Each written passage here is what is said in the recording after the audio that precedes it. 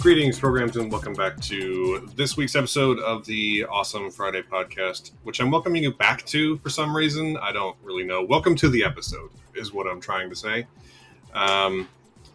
There's Simon laughing. Not sure if he's laughing at me or at his dog. It might be both. Never laughing at you, always laughing with you. Oh, that's so sweet. You're such a good liar.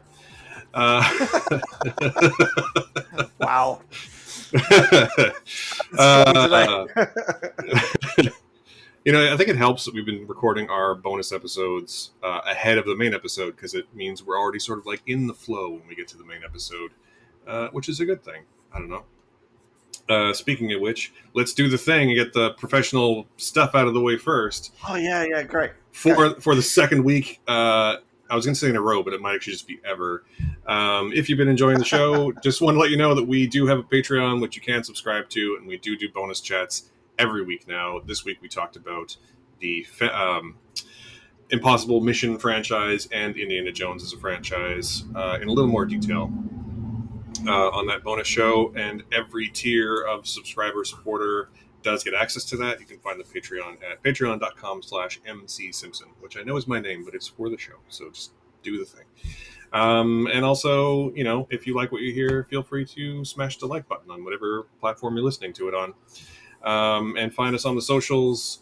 Simon is at Temporary Pen on Twitter, and basically that's the only place you are right now, right? Pretty much. If they're if anywhere anymore, I don't know. As it implodes, I kind of realize I don't want to be on any of them. But yeah, and that's fair. I am at SmatthewAF on Twitter and Instagram, and now Threads, which is a weird, chaotic thing. But and if you really want, you can find me on Blue Sky and a few other places. But those are the three that I'm actually posting on at this point. So do with that information what you will. But in the meantime, welcome, Simon. How are you today? Hello. What's new? Good. What's exciting? What have you been watching this week? New? Interesting. Well, yesterday I found in a thrift store the last release of the original cuts, the theatrical cuts of Star Wars on DVD. If you're not aware of them, they are one of the limited editions. So it's before he started. It's got two versions. It's got the redone one with all the extra needless CGI, and it's got a second disc with the untouched original cut, which is the last time you could get them on DVD. And so these are actually quite rare now, and I found them on a shelf, and the only thing that was sticking out was the Roman numerals at the bottom. And I think that's why they hadn't been bought before, is because I recognized the typeface in the Roman numerals. Like, I know what that is. And they were like 1 to 6, and I pulled them out, and they're instantly recognizable because I don't know if you're aware of these covers, but they have the worst photoshopped covers you've ever seen in your life. It looks like they've taken pre-production stills of the actors in their costumes with their completely different haircuts, and kind of cut them all out and place them against a spacey backdrop. Like, they're so bad. They're really, really bad. But they're actually quite rare and sought after, and so I was very happy to find those. So that was yesterday. I don't know why I laughed so hard when you said you recognized the typeface and the Roman numerals on the spines of those movies, because if it had been Star Trek, I would have been exactly this. If it was some limited edition of Star Trek, right? Absolutely. And I saw the Roman numeral, I'd be like, that's the one. That is the one. So yeah, I get it. Is what I'm trying to say. It's both sad and wonderful. So I can add that to my ridiculous Star Wars collection. I don't know how you mentioned this yesterday when I texted them to you. There's so many, especially with these big franchise things like Star Wars, there's so many different editions you can get that all have something about them. I've got Laserdiscs and DVDs and Blu-rays and 4Ks of the same film over and over and over, and I'm sure I'll never watch any of them. But that's fun. I'm going to watch those. We watched what did I watch with my kids last night? We've been going through the Marvel movies, so we watched Avengers 1, which is a perfect movie, Age of Ultron, which is not a perfect movie, and we watched Civil War, which is Fine. It's fine. fine. It's weird how the tone of these movies, not weird, it's very telling. The tone of these movies changes each one as it goes down the line into something far a bit less comic booky, if you pardon the terminology. And I always enjoy actually watching my kids' reactions to watching movies like this. In fact, I'm going to mention this when we talk about one of our movies today, because the way that my kids engage with a movie tells me really everything I need to know about how that movie engages its audience, and their difference in body language and their focus from Avengers to Civil War is really telling. Like the I don't think Avengers is ever going to be bested by really any superhero movie. And yeah, the whole Whedon factor is unfortunate now, but he is the master of zingers and shots and ensembles. And I don't think like James Gunn is the closest anyone's got to that, but I don't think Avengers is ever going to be bested. And we're not going to get into the MCU discussion again, but it's very interesting to see them go through these movies. And I've been showing them original Batman. They saw last night for the first time an episode of Batman 66, where it was a two-parter where Batman is trying to chase Catwoman, who's disguised as an old lady. And at one point, they park the Batmobile, and Batman is chasing Catwoman and stops the chase because he wants to put 5 cents in the meter. And Robin's like, we gotta go and chase Catwoman. And he's like, it's our civic duty, Robin. This money pays for new roads. Taxes are important. And he's like, gosh darn it, Batman, you're right again. And the same episode, Robin says something. He makes some kind of weird grammatical mistake, and in the middle of the fight, Batman calls him out and says, "Good grammar is important, Robin. Don't forget that." Like, oh.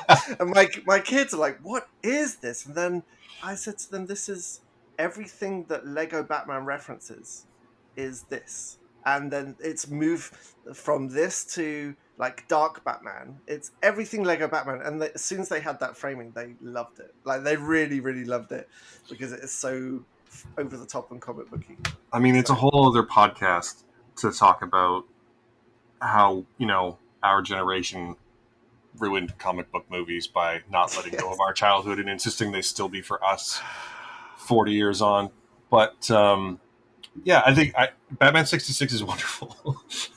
and I think it's a good reminder that, Batman contains multitudes. He can be the Dark Knight, but he can also be the like goofy cartoon that he is in Batman 66. It's and and and and that's I, and I think that we need to remember that. and Lego Batman does a great job of showing how all of those things can be the same thing at the same time, because they're hilarious to have a Batman who's obsessed with darkness but also Yeah, doesn't pay his taxes. Like it's wonderful. yeah, What have yeah, you been watching? and also like no one does the voice, Yeah, like guy whose name has just gone out of my brain. Will Arnett. No, original 66 Batman. Oh, the The guy who played guy, Batman. the guy who played Batman. Yeah, Oh my god, why? everyone at home is going to be shouting. All our yeah, hundreds of Adam listeners. West. Adam West. There Adam we go. West. Fuck. Jesus Christ. It's amazing how sometimes you're like, oh yeah, that guy whose name I know, that I cannot recall. It's called being middle aged, people. It's just a thing. Like it used The to be great that if I could remember anything important, I could change the world, and now if I can remember anything at all, I might be able to have breakfast. But it's it's a bit of a different thing. it's wonderful also knowing the behind the scenes story of what Adam West and Burt Ward got up to in uniform, in costume, on the sets of those TV shows. I think what you're Because talking about is all the fucking. just so much. And there's who was the Catwoman before Eartha Kitt? It's the original Catwoman. Anyway, it's her. She gets caught, and to say thank you to Batman, she rubs her face up against him and purrs.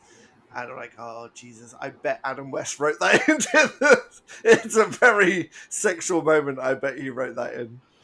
Uh, She looks It was amazing in the bodysuit as well. Julie Newmar, I think. Julie Newmar, yeah. I That think there was is. actually three of them, but Julie Newmar and Eartha Kitt are obviously the two more well remembered, I think. I can't remember, but yes, it's one of them. Yeah, a different woman played her in um, the movie, the Batman '66 movie. Hmm. But yeah, it's yeah. I mean, Julie Newmar and Eartha Kitt are both absolutely stunning people. So Hmm. yeah. How about you? What have you been watching? Uh, What's your Sunday night TV at the moment? well, we were avoiding um, the Idol because it's bad. But now we're well into the current season of the Righteous Gemstones, which I don't know if you've ever watched. I don't think No. you specifically would necessarily like it, but if you Hmm. can imagine the like redneck version of Succession, that's basically what we're talking about. And I think it's wonderful. I really enjoy Danny McBride and Jody Hill's like comedic sensibility. It is so cringe and over the top, but manages to still be really funny in a like it's a good example of like how sometimes satire like edges on just being the thing it's satirizing. Hmm. Um, and this manages to come right up to that edge, but not be it, which I think is really important. And it's Hmm. just they have this particular like tone that they're able to establish that it's just so. If you like cringe humor, then you're gonna like the show. Is all I'm saying. Hmm. But other than that, I've just been watching a lot of like comforting stuff. My wife and I rewatched all of the most recent season of Stranger Things this week, so season four, um, which Hmm. is still pretty good. I think I might be in the minority thinking that season three is the best season, but season four is very solid. Um, and I do think that Vecna is the sort of the scare. He's actually the second scariest bad guy. I think that once they reveal the full scope of his plan, it sort of falls apart a little bit. Hmm. But What's the full scope of his plan? Because I'm never going to get to that. I got stuck halfway through season two. you can skip to season three. Like, just read a synopsis and skip to season three. Okay. But the full scope of his plan is that it was him all along, basically. Like, everything that's happened to them is because of him. And, Oh, I mean, it sort of makes sense, but it also is like, I've seen that before. I was hoping yeah. for something a little different. And Hmm. it's also one of those things, kind of like the xenomorphs in Alien, in that, like, when you first see Vecna, he's terrifying because he's in Hmm. shadow and you see glimpses of him, and he's hideous and disgusting and made of, like, vines and stuff, like Hmm. living, slimy vines. And then by the end, he's in full camera, and you're like, yep, that sure is a guy in a suit with a bit of CGI. You know what I Yeah. mean? It's, Absolutely. it's, there's a real. I mean, the reason the first Alien works is they filmed all this stuff and went, this is not scary anymore," and they cut out a bunch of scenes of the alien. Um, and I feel like the show. I don't know how you could tell the story you want to tell and also do that, but basically just put him in a bunch more shadow would be the answer. Hmm. It Yeah, it's looks, the Jaws approach. Don't show the shark. yeah, exactly. But Oh, I did. Sorry. We were watching the Arnold Schwarzenegger documentary on Netflix, and there was a big guy on it. And my daughter said to me, "Is that the guy who played Jaws?" And I'm like, she's like, "No, not the shark." Because she also loves Moonraker, so she felt, she felt it important to establish she was talking about Jaws from James Bond and not Jaws the shark, which I nice. loved. Yep, I love that. I mean, Uh, the other thing I've been watching is I've just been watching a lot of comforting stuff, comforting to me stuff. Like I mhm. recently received my I think I talked about it last week, but my Arrow special edition of Waterworld 4K, Yeah, we're gonna which talk is about that just again. glorious. But this week I also watched Starship Troopers. I watched Oh, so Hellboy, good. Hellboy 2, um, and I rewatched Indiana Jones and the Kingdom of the Crystal Skull, which is Hmm. a totally cromulent film as far as I'm concerned. Sorry, do you Like say not, Oh, Hellboy 2, not Hellraiser 2. Hellboy 2 is your comfort movie. yeah, I love Hellboy 2. Uh, I mean, I think it's somewhat divisive. People who like it love it, and people who don't think it's maybe fine. Hmm. But it's peak Del Toro in terms of Hmm. like effects and world building, Hmm. and also features Hellboy and Abe Sapien drunk singing along to Barry Manilow. So it, What? And it's I'm not sure important. I've seen this. It's important to remember that Hellboy is my favorite. Like, I know we talk a lot about comic book movies. One thing we don't talk about a lot is the fact that Hellboy is my favorite comic book. And in fact, I think I showed you, but I received the Mm, only library edition of Hellboy that I was missing, which is the Hellboy in Hell one. beautiful. Mignola's Um, like one of the best. His he did Batman series, a one-off called Gotham by Gaslight, which is mhm. just fantastic. He's amazing artist. Yeah, I really dig his style, and I really dig just the whole world he created for Hellboy and the BPRD, and you Did he know, write it too? He wrote Hellboy as well as illustrated it. yeah, Is that correct? yeah, and he Okay. created and wrote most of. I don't know if most of, but he created the BPRD was a creation in Hellboy that went on to be its own thing. He also Hmm. has a series called Lobster Johnson, which is like originally Lobster Johnson is like a comic book hero that Hellboy loves, and that, but then it's revealed he actually was like a World War II era like commando, and he has his own series of comics, like he was a real person in that universe, and you can read Hmm. those comics. Um, there's this whole extended world that of like occult weirdness that I really love, and Hmm. I now that I have all the Hellboy library editions, I might have to start buying the BPRD omnibus editions, and that just sounds expensive. But whatever, I love it, so it's fine. Hmm. But yeah, other than that, it's been pretty low key. I also rewatched. I don't know if you've seen these yet, but I also rewatched last night the 40-minute HBO Sports mockumentary Tour de Pharmacy. That's got to be one of your most watched things. Every couple of months, you tell me that you've rewatched it again, and I watch it in chunks. I mean, You can quote that thing pretty much verbatim by this point, can't you? it's I think they're wonderful. I think that one in 7 Days in Hell. I think I prefer Tour de Pharmacy, but they are exactly my kind of ridiculous. And I really enjoy that. Like, it's all this ridiculous shit, and the narration. It is set up exactly like an HBO real sports documentary, narrated by John Hamm, completely deadpan. Like, John Hamm has this special talent for just saying things deadpan and having them be hilarious. Hmm. Um, and also, one thing I didn't really realize, I think I knew this before, but I had totally forgotten. But it's the Tour de France, and every time they go to archive footage, there's a British announcer, and that British announcer is Edgar Wright. Oh, really? I So, didn't know and let me just tell you, when you haven't lived until you've heard Edgar Wright in like a 70s, 80s TV announcer voice say like, and now he's relieving himself, which is a thing that cyclists actually do.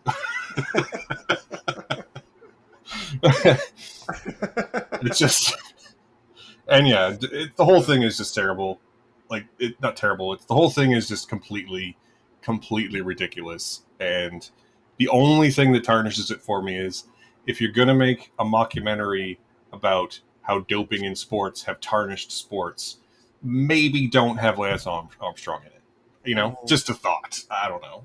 And like, Well, I mean, it's an ongoing in gag through the retrospect, thing that like yes. there's a I mean, this came out well after he was doping, right? Like Oh, did the it? whole gag is that they're speaking to an anonymous source who talks about doping, and then like in his first scene, he's blacked out and his voice has changed. And then he gets a text, and you can clearly see that it's Lance Armstrong.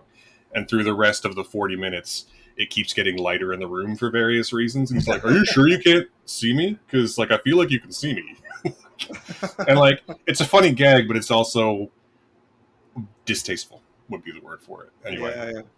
I legitimately don't understand in this timeline how John Hamm is not a like massive Clooney, Tom Cruise level movie star. I don't understand how he's not huge. Like, what did he do wrong? He must have done something wrong because he is so handsome in an old fashioned way, and he's so good at his comic delivery and dramatic delivery, and he's it's so effortless to watch. He looks like he should be like a 40s film star. Maybe that's the problem. Maybe he's just timed out. I don't know. Did he? Was honestly, I he? Was it? think I don't know the answer to this question either, but if I had to wager a guess, it would be that he broke big at exactly the wrong moment. Because we don't really have movie stars like that anymore, and the ones we have all basically came up in the 80s and 90s, and he didn't break big until the zeros. Mm, So yeah, and he's just one of those guys. When he shows up, you're like, all right, this is going to be worth watching. especially when Yeah. he does comedy, which is amazing Yeah. because he's known for such a dramatic. He's inextricably tied to being Don Draper, which is a very Hmm. dramatic role. But like anytime he shows up in something funny, like you know it's going to be good. Mm. Yeah. Or Malevolent, he's so good in Baby Driver as the sort of Mm. dangerous bad guy character. Yeah. Anyway, we could have a whole John Hamm podcast as well, so we should probably Yeah. move on. I want to watch the new Um, Fletch. Apparently, he's great in the new Fletch movie, and also he's great because he's not Chevy Chase. So I would like to watch that very much. yeah, yeah, it's definitely a. Anyway, talking about men who turned out to be terrible is a whole Mhm. other thing. But yeah, what are you going to do? But let's move on. We're going to talk about two movies this week, and we're going to talk about the bigger one in terms of like release first, and that's because we prefer to end on a positive note. So let's talk about our two. Let's talk Oh about our. no! Let's talk about our first of two movies this week. We're going to talk about Indiana Jones and the Dial of Destiny, starring Harrison Ford and Phoebe Waller-Bridge and Mads Mikkelsen, and directed by James Mangold, who, for the record, I think is a very good, very talented filmmaker. Yes. Um, and the story of this one is basically that Indy is old now. Marion has left him. And then his goddaughter, who we've never met before, Helena Shaw, played by Phoebe Waller-Bridge, shows up and incites this globe-trotting adventure to find a relic called the Dial of Destiny, which is based on a real thing, apparently. Mhm. Mhm. Because this is the 60s and some former Nazis want it, so it can't be good. And they trot around the globe, and we learn why he's now alone and why he feels out of place in the world. And I don't really want to spoil any of it because I think some of you are going to love this movie. In fact, I have one friend who was actually at the same screening as us of this movie who gave it an unreserved 5-star review. Um, and Who was uh, that? just a Uh, friend of mine. Yeah, I don't wow. think you met him while you were there because we didn't see him after. But I think that this movie is going to. I mean, I'm not going to spoil the plot. Like, you can pretty much put it together. It's not that complicated. It's an Indiana Jones movie. There's a huge swing, I think, in the third act um, that I think is really interesting and really cool. Um, but ultimately, the problem here is that it's not directed by Steven Spielberg. I think for me is what it boils down to. Um, because despite Harrison Ford slipping back into the role like it was a comfy pair of shoes, and Phoebe Waller-Bridge being pretty electric in any scene where she gets to speak for more than like 2 words, which is all of Mhm. them. And she has a little sidekick guy whose name I cannot remember. Um, what was the character's name? Teddy? Teddy. Yeah. Yeah. Um, played by Ethan Isidore. Isidore?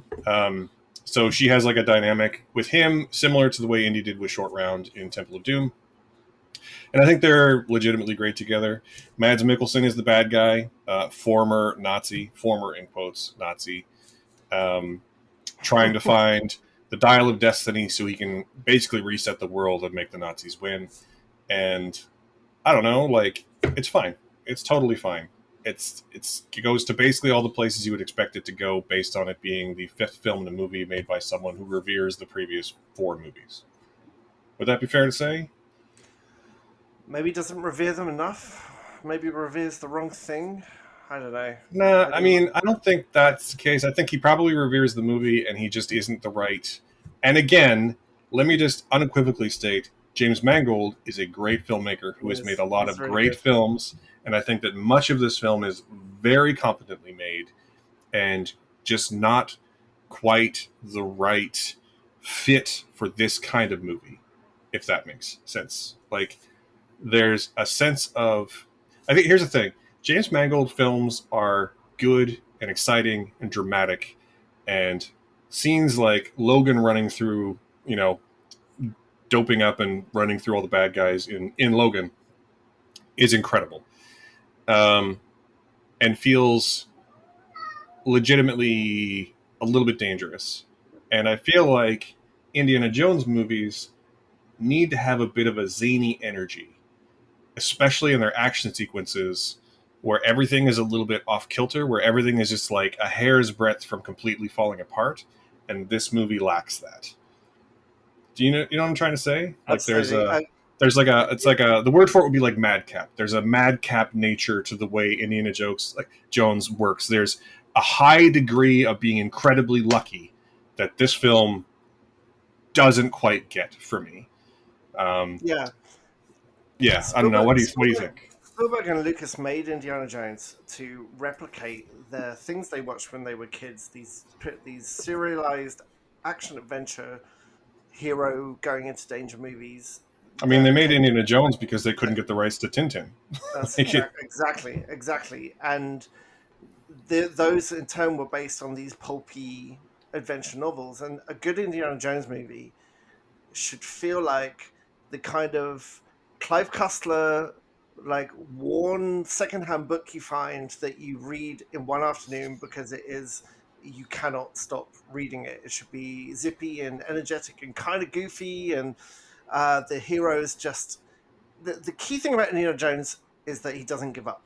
Like one of my favorite moments that I think encapsulates the whole of Indiana Jones is in Raiders of the Lost Ark when he's just punched a giant Nazi into a plane propeller, and the Spielberg doesn't even let us take a breath. Like it's the end of this massive action scene, and he goes back to he's lit in shadow completely, and he's in a tent. And Salah says they've just loaded the ark onto the truck, and he says, "Truck? What truck?" And then he's off to get the truck. Like the thing about Indiana Jones is that he is not a superhero, and he frequently gets hit, and he frequently gets knocked down, but he gets. I'm not going to sing. But he gets back up again. My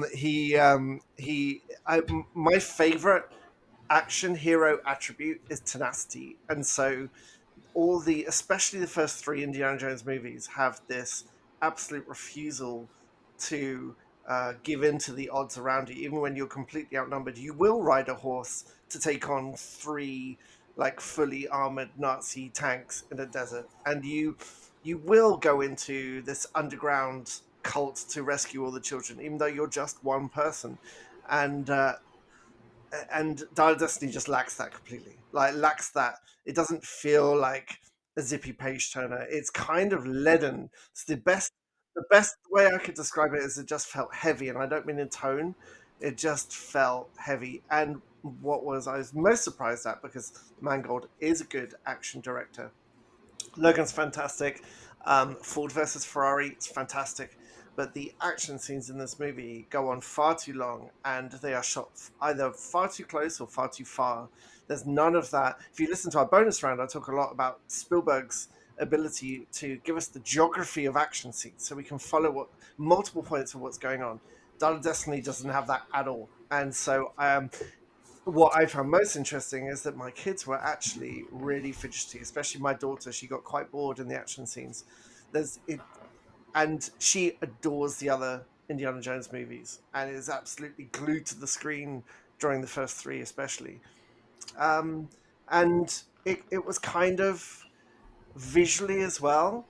It was kind of yellow all the way through, kind of grainy and yellow and shadowy. It didn't have any of that. Uh, just I'm going to keep coming back to Spielberg. He was absolutely glaring in his absence for this whole movie. It just felt leaden without him. And you know what? People talk about the big swing. So a lot of the reactions I felt were people saying, "Oh, the big swing is too big in the third act." Well, first of all, have you seen an Indiana Jones movie before? The swing in the third act is actually probably my favorite part of the movie, and I kind of wish the rest of the movie had done more of that, had equally big swings, because it was easily the most interesting part of this film, where, as my daughter put it, people just keep getting kidnapped and then rescued and then kidnapped and rescued, and at one point the bad guy magically follows them to the place that they are secretly going to, and it's not a compelling movie, and it breaks my heart to say to mm-hmm. feel that, because this franchise, these movies are like sacred to me. Like those Raiders and Temple of Doom. were like the fundamental movies of, along with Star Wars, for when I was growing up learning how to tell stories. And every film I've made, I've talked before about how I've stolen Star Wars. I have stolen so much Indiana Jones in every film I've ever been part of. And to to come out of an Indiana Jones movie and to kind of feel like that is heartbreaking.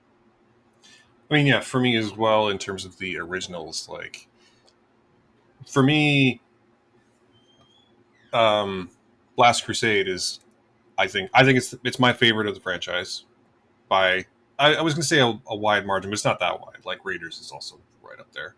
Mhm, Um, but like to the point where like when I think about Sean Connery, I think about either Last Crusade or Hunt for Red October, not James Bond.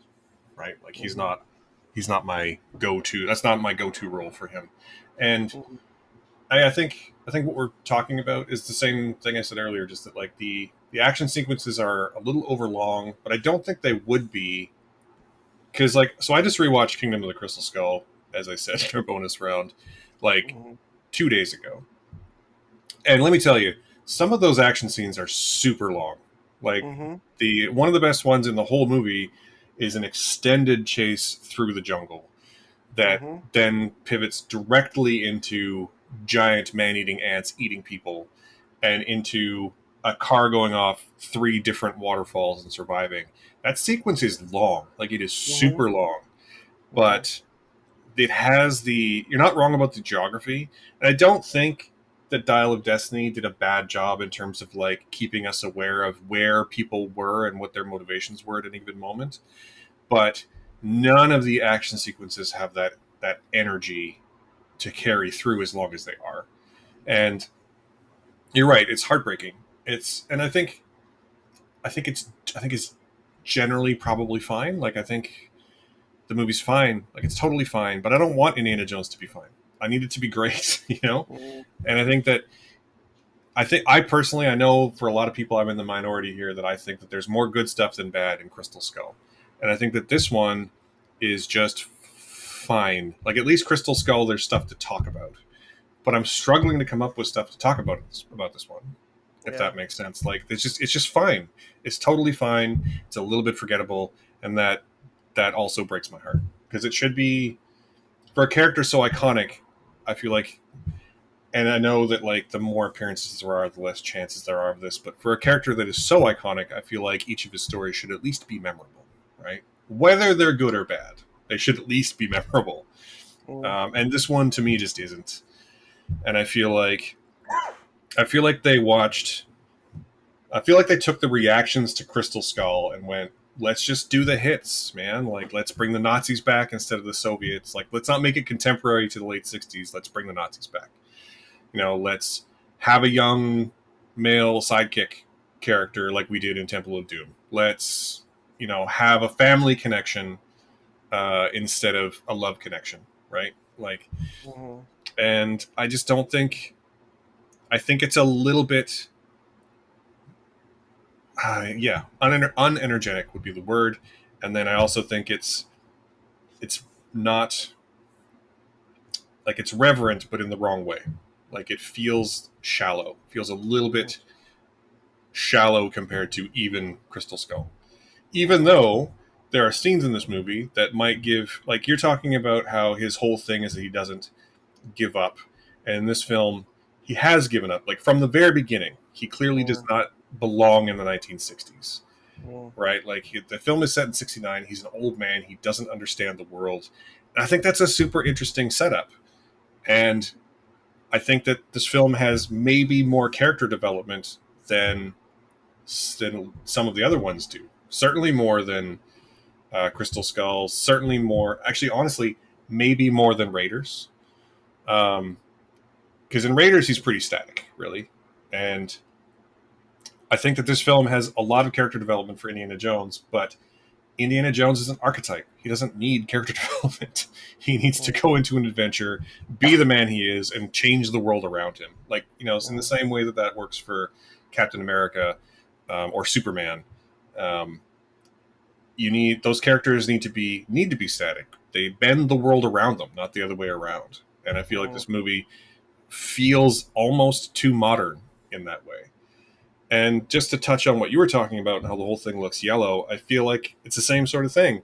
It looks like someone trying to replicate sepia tone who has never seen sepia tone before, right?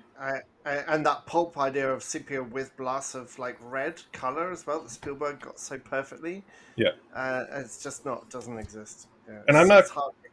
yeah, and I'm not going to blame this on like modern on like digital. You can definitely do this kind of thing with digital. Like it's not that Spielberg filmed Raiders and Temple and Last Crusade on film. It's that he tried to make those films look like the films he grew up watching. And this one feels like someone has described that to the filmmakers and they've tried to replicate Mm, it. And yeah, it doesn't quite no, work. it doesn't work. The whole Which thing doesn't is, work. and Can again, I? it's just like, it's just heartbreaking that it's fine to me. It's Can we also, as an industry, please come to the agreement that facial de-aging of your star does not work. It doesn't work. The technology is not there. Especially one of the things I love about Harrison Ford, especially in Indiana Jones, is that he is full of micro expressions. Like he reacts to a lot of stuff with tiny, tiny little expressions. And there's a huge chunk of this movie, especially at the beginning, where he is de-aged flashback to some like 44, right? Yeah, And to around the time of the originals, basically. right, and he looks like, because it is an actor, you can go online and find the mask that they animated to try and convey his acting. uh it looks like plastic. There is none of his. There's a scene where he's caught and then tries to escape. There's none of his little micro expressions. It just looks utterly, utterly fake. And I think that we need to just move on as an industry. Like same in Secret Invasion, it just completely polyfillers the actor's face. It doesn't give them any of their expression that they usually use. And I, there's no harm. Like you've already got the perfect example in Last Crusade of using find an actor who conveys young Indiana Jones's style and Harrison Ford's like micro expressions and little reactions and little mouth curling. Like you're never going to find River Phoenix again. But if you want to do flashbacks, then the audience will accept someone playing the part, because the de-aging stuff just looks awful. It What's just interesting, I don't think I've seen a movie where I think it looks good. I I was going to really say don't. that like it's interesting to me because I will say that this is probably the best example of de aging that I have ever seen, and I hated every second of it. Yeah. It's and like it is actually Harrison Ford, and they basically fed an AI every frame of his face that Lucasfilm had on record, and then told it like make him look young, and it's still it's still like you're right, all the micro expressions are missing, but also it's still like his lips don't sync up, like his Mhm. lips don't sync up to what he's saying, and it's only off by like a hair, like it's And, it, just off. and he has the voice of a grumpy 80-year-old. Like his voice hasn't changed, except it's been Yeah, transposed into this younger version. and what's It's interesting though is that I will say I found it much hard. There's two sequences of him being de-aged, one where he's de-aged all the way back to being middle-aged, like being the age he was when he made Mhm. basically Last Crusade, and then there's one where he's de-aged about 10 years. Mhm. Um, so there's one where he's de-aged 20, and there's one where he's de-aged, well, in real life, it's really he's de-aged like 40 years. Mhm. And another one where he's de-aged into basically what he looked like in the 90s. And I think the second one of those is much more successful because it's honestly just closer to what he looks like Closer to now. his age. Yeah, absolutely. But also, it's much briefer. Like it doesn't give you time to notice all the things we're talking about. It's one scene, one very short scene. Um, I mean, there's not enough time to really notice all the stuff that's missing from the performance. Mhm. And I think that in that instance, I think it's successful. And in the first one, it just goes on so long. You're like, that is Yeah, clearly it's not his major. face. Yeah, yeah. Do you know they missed the opportunity to do the funniest thing ever for the that long early scene flashback in the Nazis? they missed the opportunity to cast Alden Ehrenreich as young Indiana Jones for that whole sequence, which would have been the best thing. That would have been And amazing. right, and because it's still like he's still part of the Lucas family, and I think he did a good job in a bad movie as young Han Solo, and that would have just been just one of those really satisfying moments. I think, like for him as well. It also would have been a hilarious like fuck you to the haters, which Yes, I am absolutely. always on board with. But yeah, I mean, there's a lot. The good thing, I guess, about the movie is there's definitely a lot to talk about. But ultimately, I think that at best it is fine.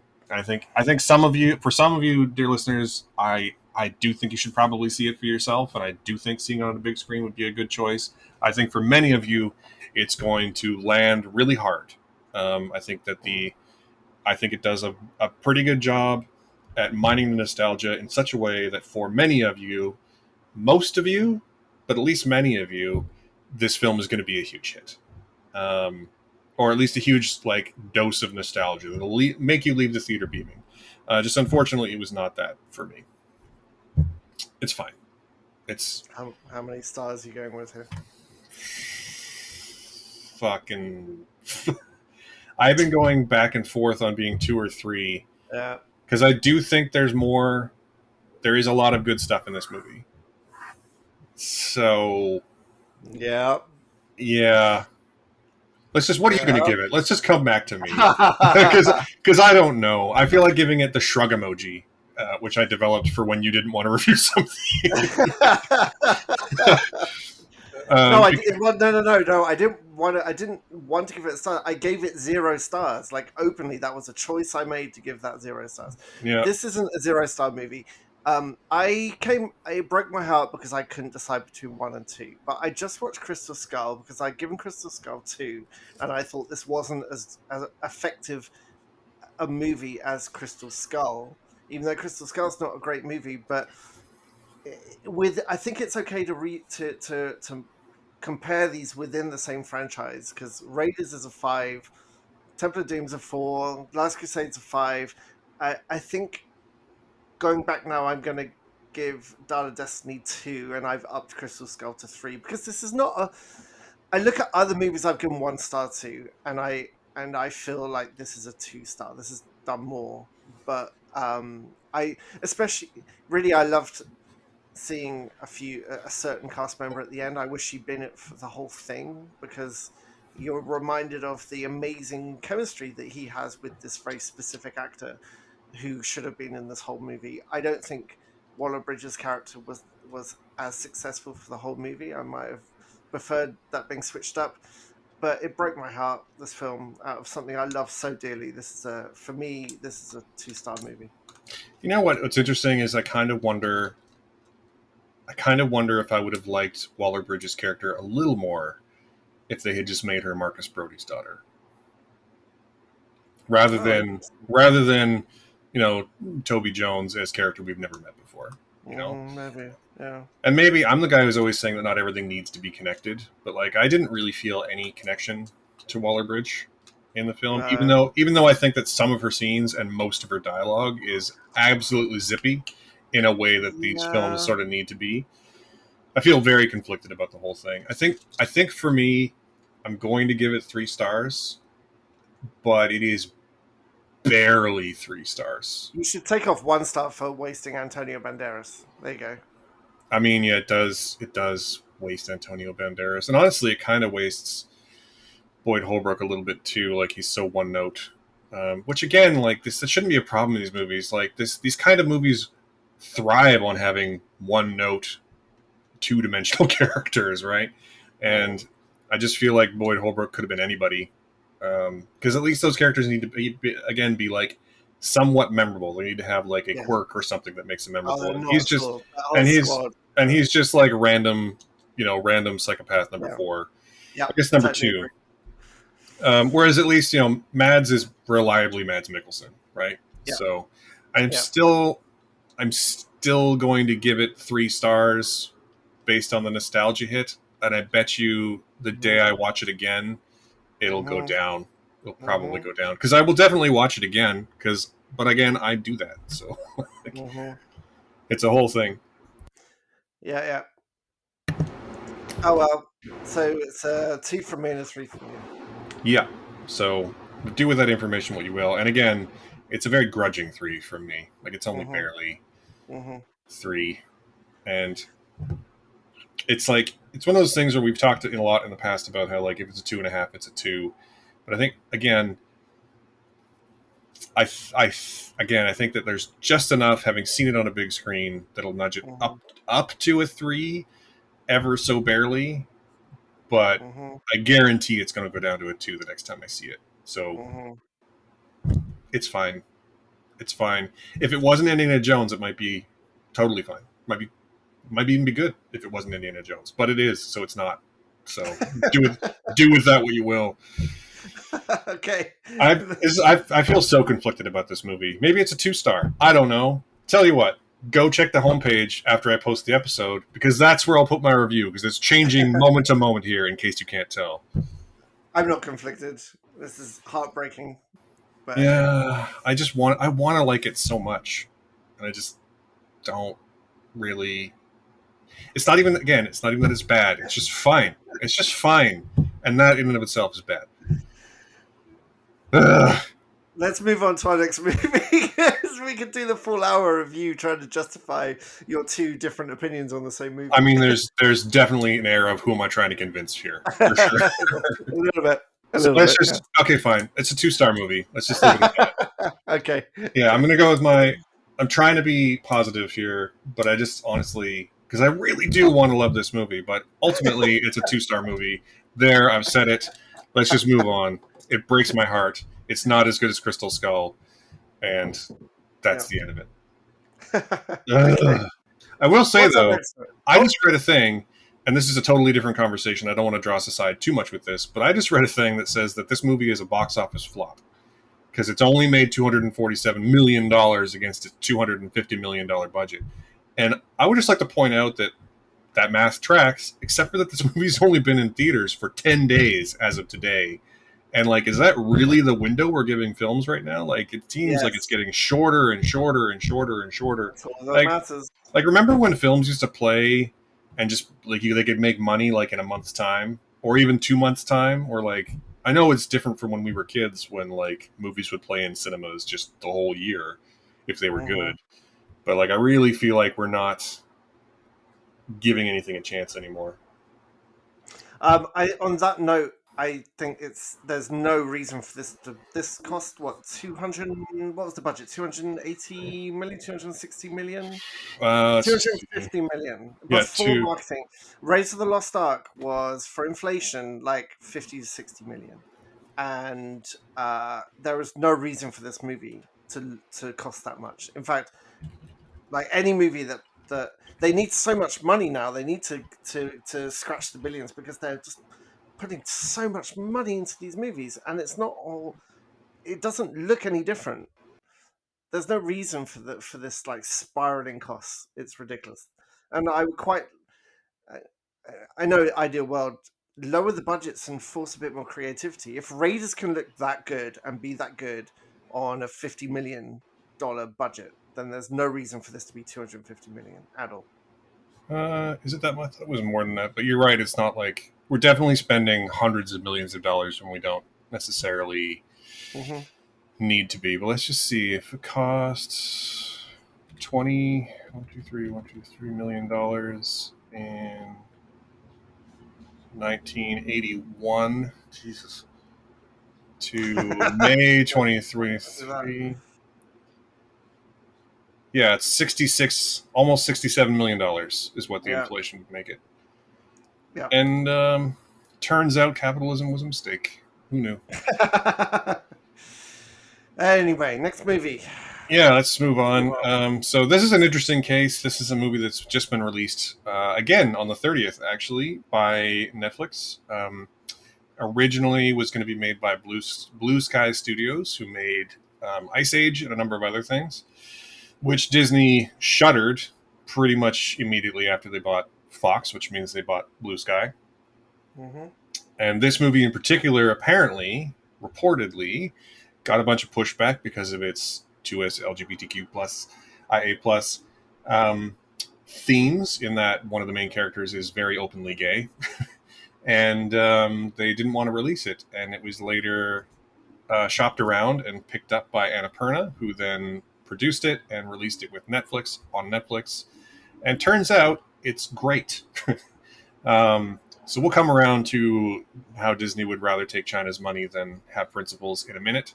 But in the meantime, Simon, why don't you give us just a quick rundown on the basic plot of Nimona?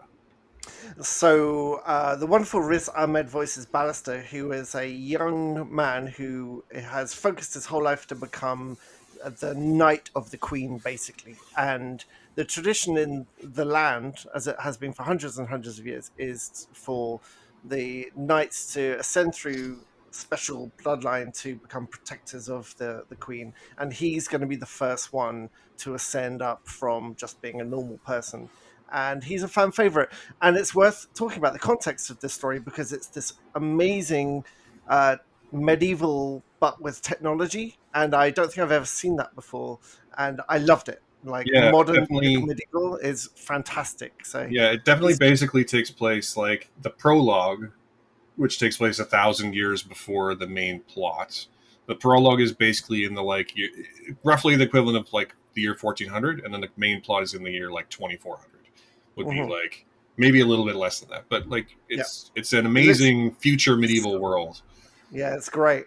And in the grand ceremony for him to become a knight, something terrible happens, and the blame is placed on him. And so he basically goes on the run, where he is sought out by this character, this young girl called Nimona, who tracks him down because she is an outcast, and she sees him on a wanted post, and wants to join him in villainy. So Ballister is kind of focused on trying to clear his name, but Nimona's trying to focus on being Nimona. Uh, Basically, chaos, tightly contained chaos. Um, Not that and tightly contained. and it's established very, very early on that Ballister is in a romantic relationship with another male knight called Ambrosius, and Ambrosius is on one side of this fight, and Ballister's on the other side of this fight. And basically, in the story, it's revealed of how he was set up for this thing that he wasn't guilty of, and who set him up, and also, secrets come out about Nimona and who Nimona is and what that means for the kingdom and how it treats that. So, this is very much a gay story. It's a trans story. It's about being viewed by others as a literal or figurative monster. It's about standing up for yourself. But even with all those wonderful and important themes, it's really one of the most dynamic and interesting animated movies I've seen in ages. And for me, it's right up there with uh, like Blue Sky's fantastic anyway. But for Disney to give up something that I think is as good as Spider Verse in terms of its dynamic animation, and it's interesting. Spider Verse has been incredibly it's been an incredible movie in that it's influenced so many styles of animation. If you look at the new Turtles cartoon coming out, it's directly connected to what Spider Verse did. And what I like about Nimona even is that it captures a lot of that energy, but it does it on its own terms as well. It's spectacularly beautiful to look at. It's very, very, very funny and snappy. And it reminds me of Cloudy with a Chance of Meatballs in how many jokes there are, and they don't pause for the jokes. It's just a constant, interesting barrage of good humor, great editing, great animation. My kids loved it because Nimona's just, as I said, she's chaos, and my daughter's has a lot of attributes that she can relate to as well. Like there were many, many points at this movie. Myself, my wife, and my son just looked at my daughter, and my daughter sat there not looking at us because she sat forward, glued on the screen with the biggest grin on her face to watch this like chaos girl. And it's staggering to me that there is the same. I mean, it's not really a spoiler. There is a same-sex kiss in this movie, and Disney said they wanted to take it out, and Blue Sky said no, it's integral to the story, which it is. Mm-hmm. And Disney said, fine, we're selling the studio. And good on, I know because I've been following Andy Stevenson, the creator of Nimona, for many, many years. And um, he went with the production team and worked hard to convince Netflix to pick up this movie. And it's incredible to me that something of this quality is just another Netflix drop. Like, it did have a limited theatrical run, but this should be on, like, this should be a major theatrical release. It Mm-hmm. is it is something to be seen on a cinema screen. And what's really nice as well is that the gayness of it is just written into the story. It's not made. It's not there to make a point more than it just being a relationship, like normal people in love that happen to be these two guys, and with her as this spoiler, she's a shapeshifter, but the as her shifting shapes and not really knowing what her true shape is until she finds her true voice. I mean, there's the allegory here is not buried, and it's really important for not just kids to watch this kind of thing, but the way that treats the topics and the themes in such a mature way, whilst being this amazingly beautiful animated movie, is staggering to me. I loved this movie so much. Just pure entertainment, I thought. Yeah, I agree with everything you said. Basically, that's my review. It's great. I'm a little shocked. I'm not shocked that it's quote just another Netflix release because that's how they do things. My bigger problem with the fact this is that like as with almost everything that comes out with on Netflix these days, is that this came out 10 days ago and I could not find it on my home screen. Yep, Right? exactly. This is the problem, right? Yeah. Like things get buried that aren't. If it's not an immediate, huge, world-changing hit, it just gets buried. Hmm. Like I can find. We went to. I said before we watched all of the latest season of Stranger Things. That shit is still on my home screen. Like we didn't have to search for it; it was just there. But Nimona, brand new, great, really important, relevant themes buried, and I hate that about it. Hmm. And that's not just Netflix. That's every streaming service that's trying to algorithmically sell you a specific thing to watch, Hmm. um, based on your prior habits and blah blah blah blah blah. Like it's going to bury stuff. Hmm. And I feel like Netflix could do a better job of even just having one row on their home screen of being like, "Here's the latest shit we made." Like Hmm.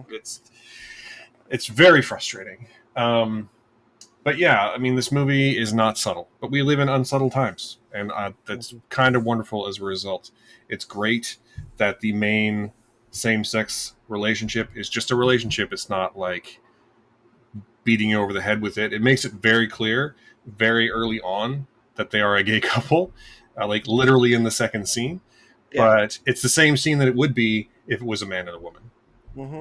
right? It just happens to be two dudes, and the whole theme of Nimona, which is a very on the nose, out there trans allegory from a trans creator, is kind of wonderful. And the moment when her arc sort of resolves is, I think, one of the most beautiful things I've seen. Yeah. Again, not subtle, um, but it's a beautiful moment in a beautifully animated film, and I I wish it was just out there for more people to see. I know it got a theatrical release. I know that it was had like a week in cinemas, but like I just Deserve more than that. it deserves way more than that. And I know that that's just not the world we live in, but I wish that more Mm. people would see this on the big screen. This is very seriously, I think, a contender for best animated feature of the year. I hope that it's nominated for all the awards. I'm sure Spider Verse will probably win them, but I think that this is maybe the more important of those two movies. Hmm.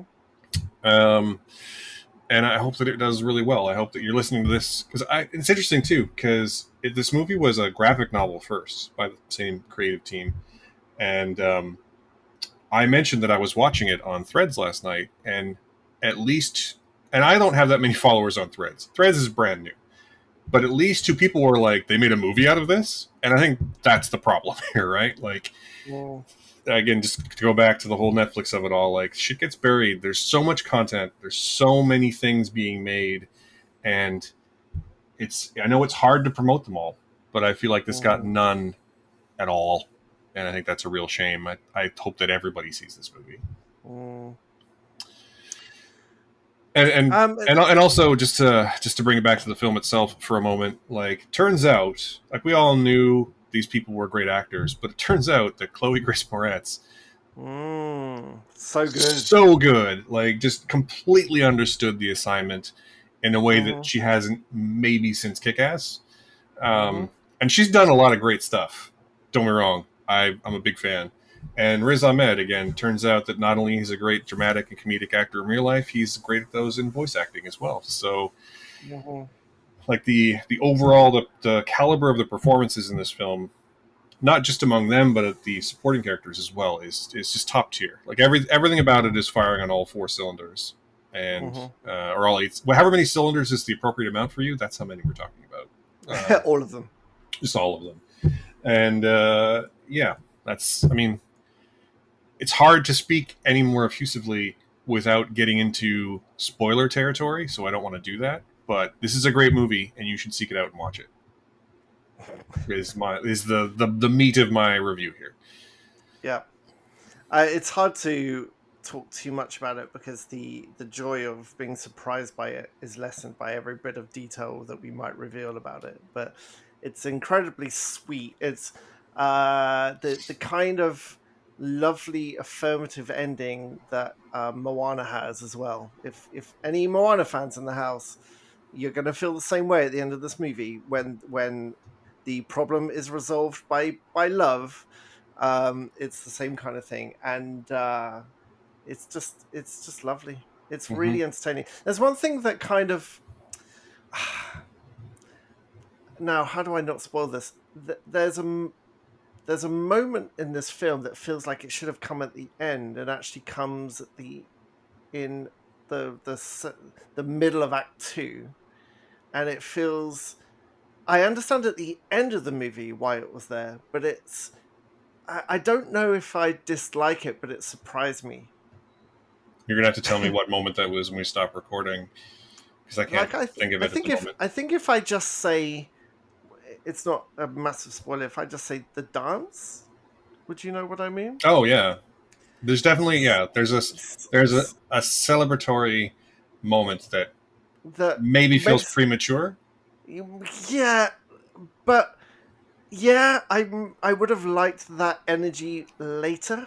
I kind of see the problem is it's done too early for it to feel like, oh, this is the end of the movie. It kind of feels out of place. It's not one of those like, oh, the movie's going to end. Oh, actually, there's another bit. It feels like, wow, this movie's short. They're finishing now. This is the end of it, because it kind of feels a bit out of place. I think um, I mean, it does and it doesn't it's for it's reasons an I can't. interesting choice. Yeah, I know, There's I know. reasons I can't state without being a spoiler, but there's definitely like it's not even the middle of the second act. It's sort of the like second act turning point where they think they've won but they haven't, Yeah. and they're celebrating. And honestly though, it's kind of a wonderful scene, so I don't mind. So, yeah. Yeah. I mean, it's interesting that they've taken what is actually a bit of a trope to have the celebratory dance and use it in a different way. Is kind of a great example of how Blue Sky approached the whole thing. Like, it's so dynamic and interesting and creative, and the whole story is told so beautifully that it's a great example of that. So it's good. It's a good challenge. It's always good to challenge these very old story techniques, I think. And then how you react to that is up to you. But it's a very minor point. I'm just being very, very picky. I mean, yeah, I will just to stay on the positive notes for a second. I will say that there's two flashback sequences in this film, and they are both wonderful for totally different reasons. The latter of which is mostly wordless. It might be some of the best visual storytelling Mm, of the year. it's I don't know. lovely. Yeah, yeah. And then to go back to what you're saying about the constant barrage of jokes, like I was writing notes as I was watching this, obviously, and there's a great moment where someone calls out Ballister for moping, and he's like, I wasn't moping, I was brooding. I'm a knight. Knights brood. It's just like, and most of the jokes are just that perfect. There's a great one, and I don't want to spoil all of them, but there's so many that I can't. But there's a great one where like they've sort of been inadvertently backed into a proverbial corner by these two like knights that are looking for them, and the two knights are having a conversation about like otters, like is it river otters versus sea otters? So wonderful. Yes.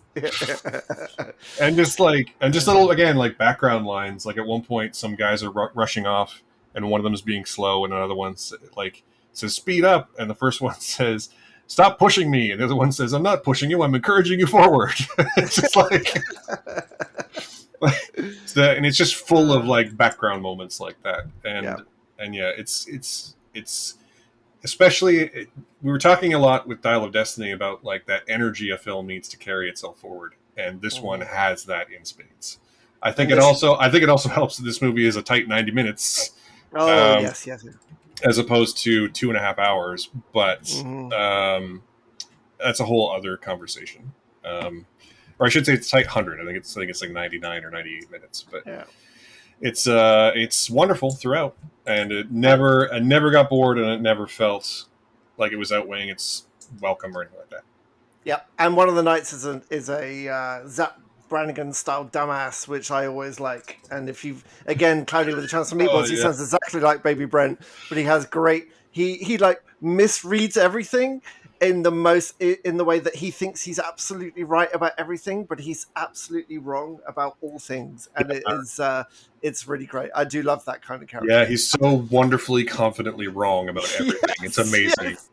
Tiny whale. Yeah, It's just wonderful. I love that. yeah. So, how many stars are you giving for Nimona? I think at the end of the day, it's still a 4-star movie for me. Yep, same, same for But I me. think just to put the same context on it, I think that I will definitely rewatch it, and it has every chance of going up to 5 in time. Yeah, it's definitely the kind of movie that would benefit from multiple rewatching because it's so layered and thick and deep. But it is a gloriously good film, and the fact that Disney looked at this and thought, you know what, we don't want that in our repertoire because it shows one same-sex kiss, and we're going to close the studio Yeah, I mean, because of it. Like fucking. it's So, like, this is not the point, but let me just go back to one thing you just said about being layered, thick, and deep. That's what you said. Um, wow. but also, yeah, like I was tweeting or threads it, whatever we're using for threads. Oh, Um, uh, Jesus. like, what a bunch of cowards, right? Like, why? Mm-hmm. I mean, yes, we exist in a capitalist society, but like Mm-hmm. this movie, like, if there was ever a movie for Disney to take a stance Mm-hmm. rather than the money from China and the Middle East, this would be it. And they didn't do it. And and I think I said this elsewhere, but for a company that has celebrated their quote first gay character roughly a dozen times, Mm-hmm. I can't believe it. Like I can believe it. Don't get me wrong. I can definitely believe it. But Mm-hmm. Jesus Christ, what a disappointment. It's because it wasn't easily editable. Like if you look at the kiss at the end of Yeah, but Rise of Skywalker, but that's not what I'm like talking about. Like I don't care. I don't care that it's not easily editable. I no, care but that that's what the it was a chance for them to to take a stand, to take a position on the matter finally. And they just yeah, said, "Nah, we'll take the money instead." And yeah. if that's not an example of everything wrong with capitalism, I don't know what is. Or For a so-called like animation house, for them to pass up on this because they can't edit out the gayness for all of their markets tells you everything. yeah, I mean, again, it's I I I fully accept that we live in a capitalist society, and Mm-hmm. I accept that Disney is a capitalist entity, but I think that this is a great example of what is wrong with tying art to capitalism. Mm-hmm. You know? And on that bombshell. Yeah. Yeah. Anyway, it's on Netflix now, and there's hundreds of millions of you with Netflix, so go watch Nimona. You will not regret it. Yeah, you'll have to go to the search bar and go find it for some reason, like we did. It's not in. It wasn't in my top 10. It wasn't even like highlighted for me at all. All my kids have their own like kids accounts. Wasn't in there either. So I don't know. that's a whole different discussion about how they bury things, but it's quite disappointing. It But good for is. them for picking up in the first place. But The this is a good film that needed the good news is if serious you're still attention. if you're listening to the podcast right now, every time we do a podcast, I include Just Watch powered streaming links for everything we talk about. So you can just go to the show notes, Oh, go to our beautiful! homepage, click on the button, and it'll take you right to Nimona on Netflix wherever you What are. a segue! I know, right? That's what a pro. And that doesn't really make us that any money, but it does technically make us money. So this is my acknowledgement of that. And if you like what you've heard, go and click on those links because it will help. Please. And since we're now apparently having a pretty natural segue to wrapping up, once Yes. again, we do have a Patreon. So if you like what you've heard, um, please go to patreon.com/mcsimpson. You can subscribe for as little as $2 Canadian a month. and What? and that also gives you access to all of our bonus chats, and there's some other Bargain. content in there as well. And we would love you forever if you did that. Yeah, we And would. if you would like to subscribe, like hit subscribe on whatever podcasting platform you're listening, or give us a 5-star review. Those things also help put us into the charts and put us in front of more earballs, and help immeasurably. If you'd like to interact with us, you can do so as well. You can find us on all of the socials pretty much. The show is on Twitter and Instagram at Awesome Friday CA, and Facebook as Awesome Friday. Simon is on the Twitters at Temporary Pen, and I'm on Twitter, Instagram, and Threads at SmatthewAF. I'm also on Blue Sky, but nobody's using Blue Sky, so it's a whole thing. Yeah. At least, anyway, I'm not. The social media landscape right now is a mess, but those are the three you can mainly find me on: is Twitter, Instagram, and Threads. So go do that. Last but not least, we're in Vancouver. We record this on the unceded ancestral territory of the Musqueam, Tsleil-Waututh, and Squamish nations. That is all of our show. Once again, thank you so much for listening and for joining us on this awesome Friday. Bye bye.